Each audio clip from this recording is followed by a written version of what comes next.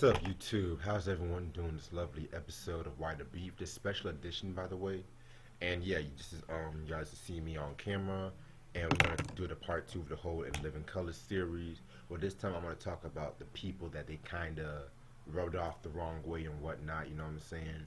I'm not gonna talk about everybody because it's like a long list of people, but just the ones that kind of struck out against me and whatnot. I'm gonna talk about 5 people in this time and shit like that. You know what I'm saying? So without further ado, let's get started.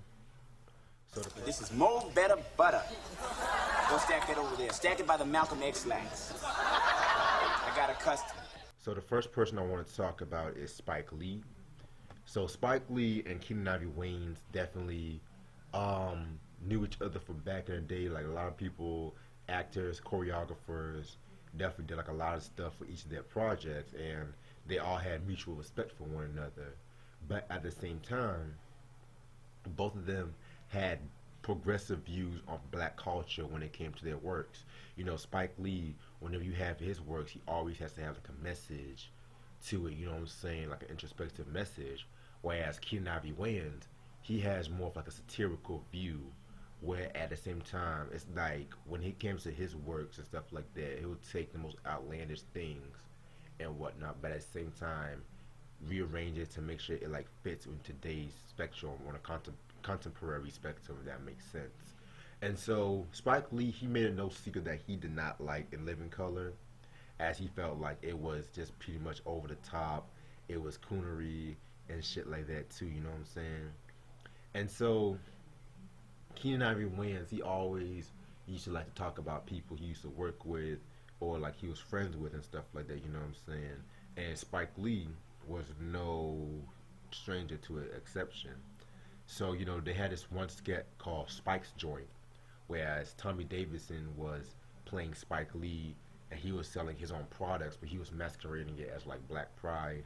But then the catch was that no one wanted to get a free copy of his movie School Days from 1988. And so Spike Lee, he pretty much did not like that skit whatsoever. And he actually confronted Keenen Ivory Wayans and whatnot too. And pretty much Keenen Ivory Wayans, he described it and he said, and I quote, "He came up to me at a party and was chastising me for making fun of him. I just let him know everybody gets it. You're not special. When you do your thing, no one dictates to you.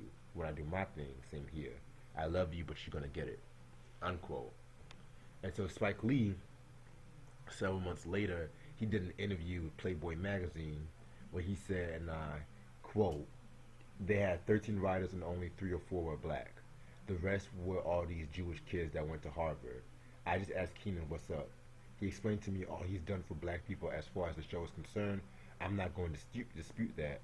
But if you have some white kid from Harvard joking about Malcolm X, Lax, I don't think that shit is funny. I don't think they allow a black person to make a joke about then Israeli Prime Minister Golda Meir." Unquote. And like I mentioned before, and I mentioned again, a lot of my information is coming from this book right here, Homie Don't Play That, The Story of In Living Color and the Black Comedy Revolution. Very good book. Must have in your collection if you're a fan of not just In Living Color, but if you're a fan of the whole just the whole Eddie Murphy era, you know what I'm saying, like the whole Eddie Murphy era, Spike Lee era, that late 80s, early to mid 90s and shit like that, especially when it came to like black comedy. This is the book you should fucking get. That's all I'm going to say. And then it's funny too because Tommy Davidson, he actually talked about how he met with Spike Lee, and it pretty much did not even go that well either, and stuff like that too, because you know I think they met at some shoe store or whatnot, and pretty much he said, and I quote, "We were in a store in Brooklyn and he happened to be walking out. I was excited to meet him. Hey, I'm Tommy Davidson." He's like, "Yeah, I know." He's like, "Those white writers want to let us talk about their leaders that way," and walked away. And so both Tommy Davidson and Spike Lee pretty much patched up the differences, and even Spike Lee even invited Damon Wayans to be part of his movie Bamboozled that came out in 2000. So I want to say like everything was pretty much cool between Spike Lee and Keenen Ivory Wayans for right now. Now, the next think we just been being playful, man. What Hammer getting mad for? What his little ugly self? He ugly. I ain't like the boy ugly. Look like a turd with glasses. Like a piece of shit just crawled out the toilet. So,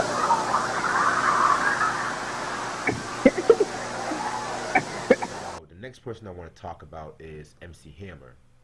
Now, by the time In Living Color was, starting, Hammer was blowing up and whatnot. He was at his prime and shit like that. That Please Hammer Don't Hurt Him was pushing Diamond Records.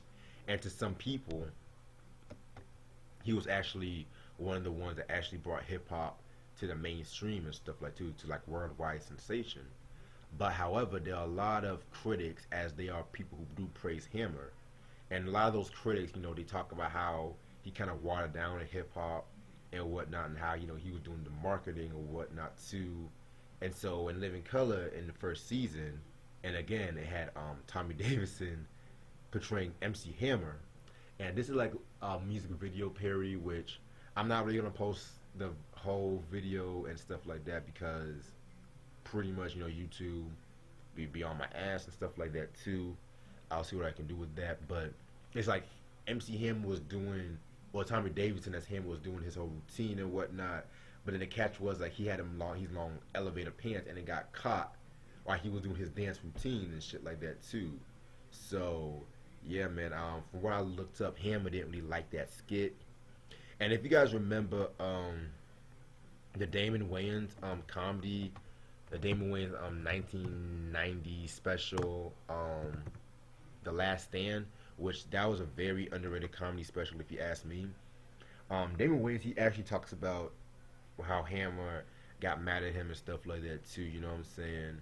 And it was kind of crazy because I was doing some research, and MC Hammer was originally supposed to have been doing the Super Bowl halftime show that In Living Color had, but he dropped out and stuff too.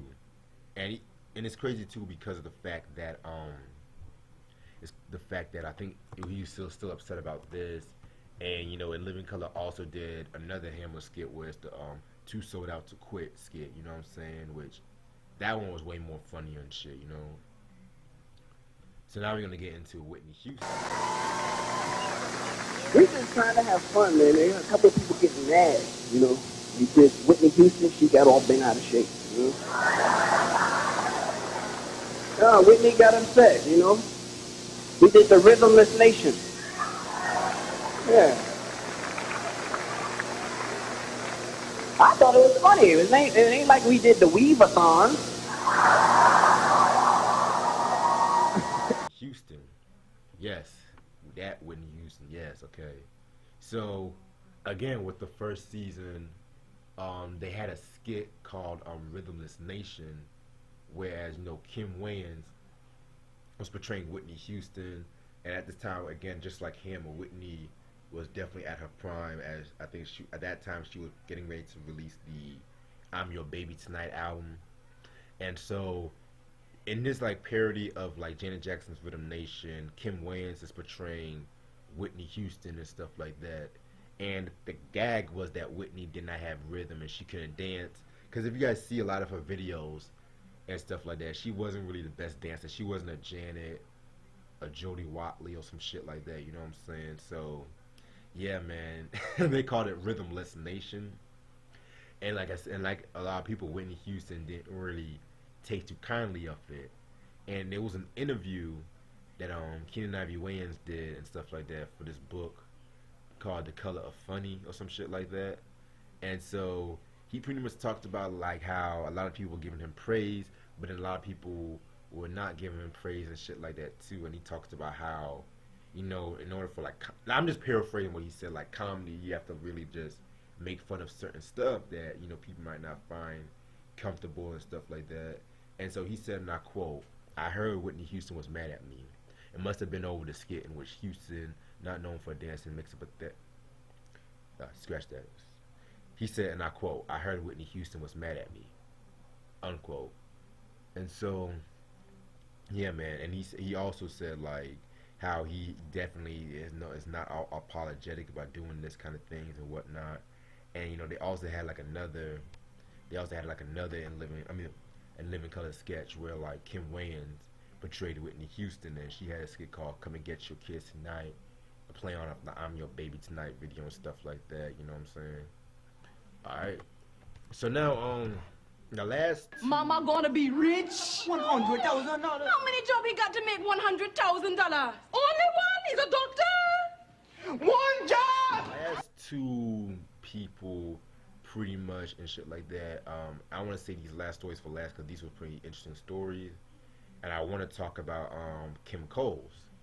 Now, what a lot of people might not remember, or if you're a diehard, remember the show.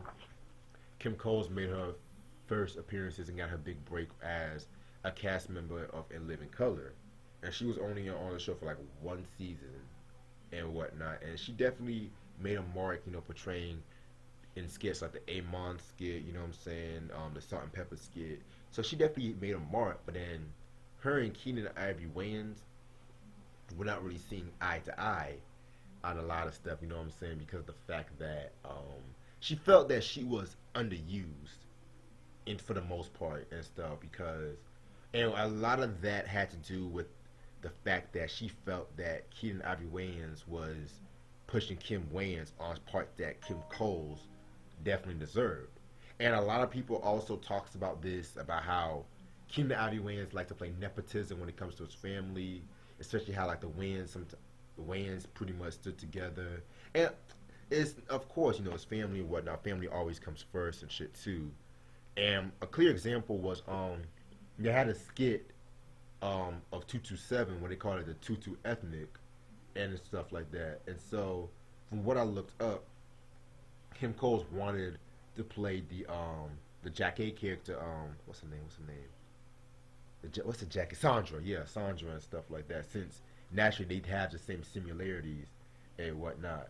And Kim Coles said in this interview, and I quote, "He let me know that Kim does Jack A in her act." Kim as in Kim Wayans, by the way. So she's going to play her. I remember fighting that one. I was like, I look like Jack A, and she's more like Marla. So let me have a stab at it. He said no. And he said, for what he says goes. That's how some bosses run the ship. Unquote. And like, and if you ask me personally, I'm just gonna be real with you. I definitely see what Kim Coles was saying, because if you really remember the show 227 and you looked at Jack A and you looked at Kim Coles, especially Kim Coles at that time and whatnot, they did kind of have some similarities, but that's just my personal irrelevant opinion and whatnot. And so it all happened like, when the show was renewed for a second season, there was a lot of rumors going around about, Kim Coles and Keenan Ivory Wayans, having a love affair and whatnot, which Kim Coles heavily denied and whatnot. And so during like the early beginning of the second season, when the show was about to start filming the second season, Kim Coles got a call from Keenan Ivory Wayans' assistant, who told her, and I quote, not to come in on Monday, unquote. And so it pretty much got to the point where like Kim Coles pretty much was in interviews, and she did this one interview in 92 when she said, and I quote, "I read where he said he let me go because I wasn't versatile. How can you show versatility when you're not given a chance?" Unquote. And she also expressed more in detail about how he felt that Keenan was pretty much overlooking Coles for Kim Wayans. And she said, and I quote, "Now that I look back on it, it became evident that, and I would try to be nice, it was Keenan's job to make his sister a star. I'm not trying to say I'm the best stand-up comic out there. I'm not. But I've seen Kim before, and in my opinion, she isn't very good. And for the record, I would say this to her face. Keenan would take things right out of my hands and give it to her. Right is right, but he cast the show. We sit around the table, and he divided out. Kim, you read this, and you do so-and-so, and you do so-and-so."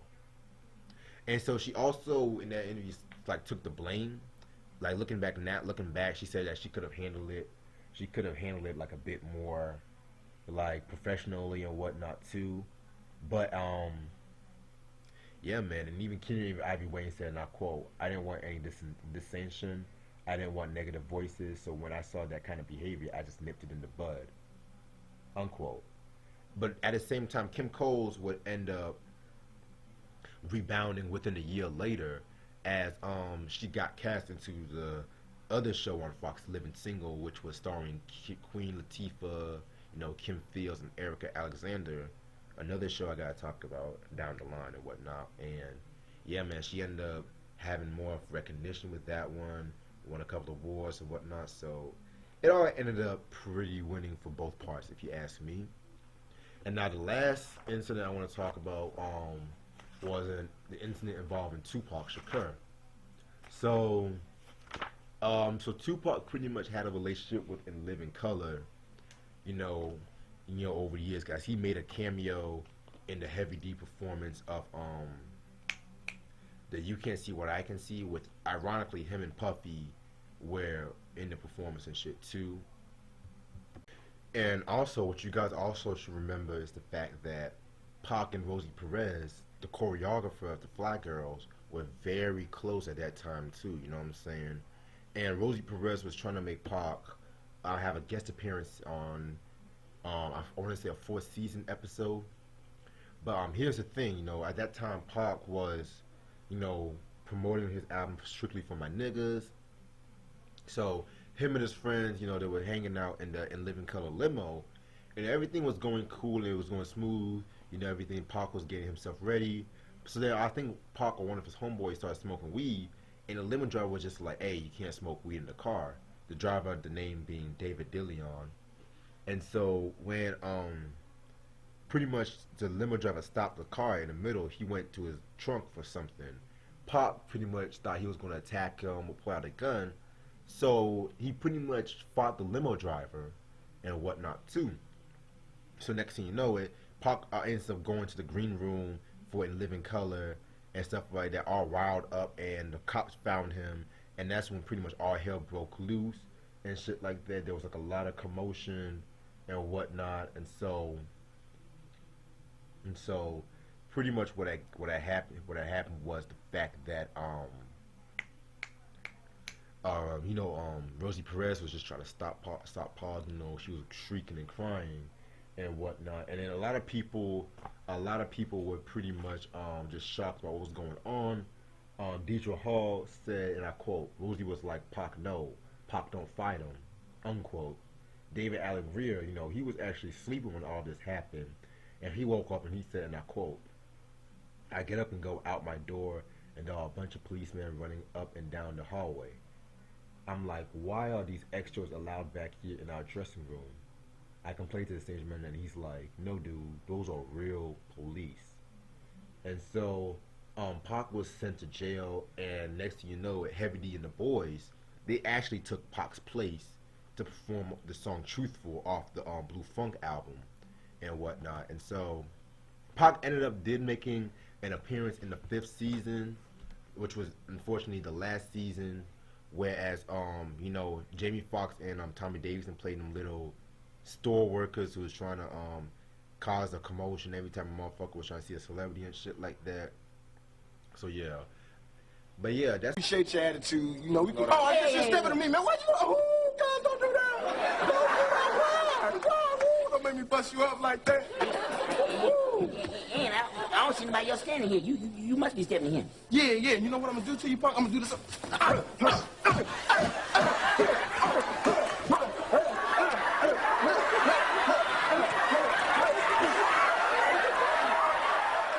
But yeah, that's pretty much everybody, I want to talk about in this episode. I didn't really want to keep this too long, just like a little bonus episode and shit like that too. I do got one more In Living Color related episode, but I want to release that later on this year. So hopefully you guys have a very good day, and make sure y'all support and subscribe. Peace.